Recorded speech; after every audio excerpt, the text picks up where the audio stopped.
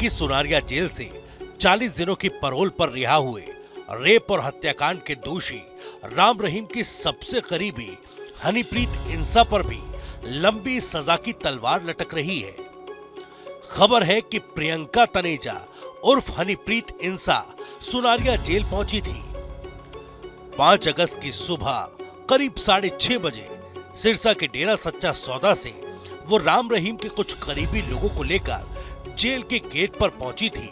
Jail सूत्रों के मुताबिक हनीप्रीत लगभग हर बार राम रहीम को जेल से रिसीव करने पहुंचती है। डेरा सच्चा सौदा प्रमुख राम रहीम की सबसे करीबी होने की वजह से हनीप्रीत उसके साथ साय की तरह रहती है। बताया जाता है कि जब भी गुरमीत राम रहीम जेल से पैरोल पर बाहर आता है तो हनीप्रीत उसके साथ हर जगह मौजूद रहती है।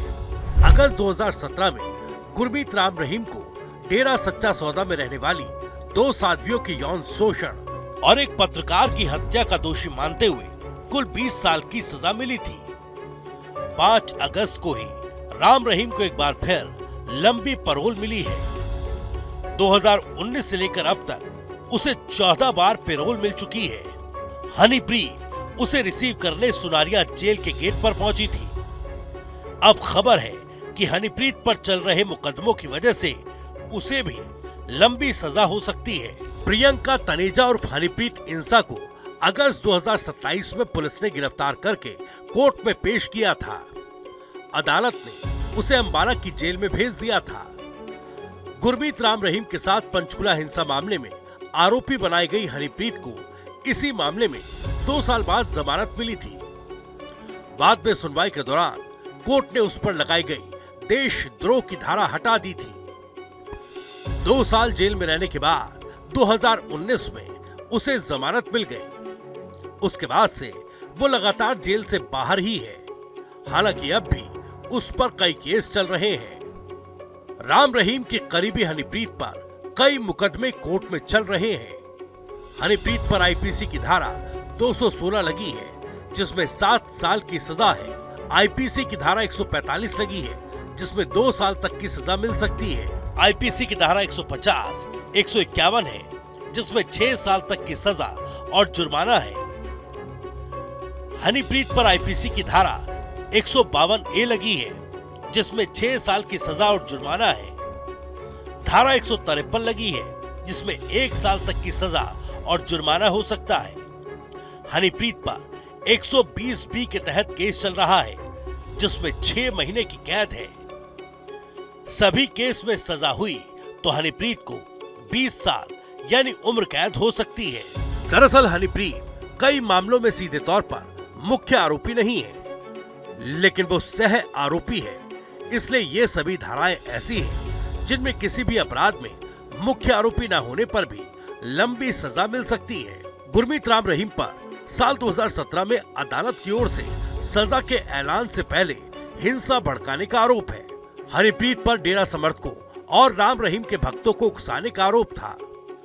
इस हिंसा में 40 लोगों की मौत हुई थी।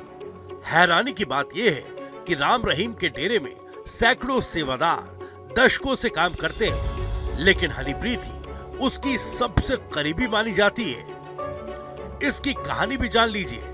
हनीप्रीत इंसा का असली नाम प्रियंका तनेजा है। वो हरियाणा के फतेहाबाद में रहने वाले रामानंद तनेजा की बेटी है। प्रियंका तनेजा 1996 में पहली बार सिरसा के डेरा सच्चा सौदा के कॉलेज में 11वीं कक्षा में पढ़ने के लिए आई थी। उसने डीएवी स्कूल फतेहाबाद से 10वीं की परीक्षा पास की थी। जब वो डेरे में आई तो उसी साल राम रहीम ने स्कूल का दौरा किया था। तभी उसने पहली बार प्रियंका तनेजा को देखा। इसके बाद गुरमीत राम रहीम ने प्रियंका तनेजा के परिवार के लोगों से बात की। उसे हनीप्रीत इंसा नाम दे दिया।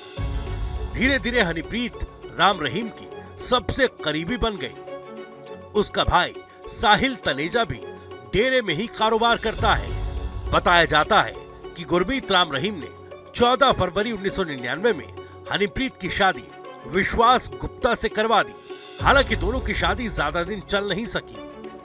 डेरा के सूत्रों के हवाले से खबर है कि कुछ समय बाद ही हनीप्रीत ने राम रहीम से शिकायत कर दी थी कि उसके ससुराल वाले उसे दहेज के लिए परेशान कर रहे हैं।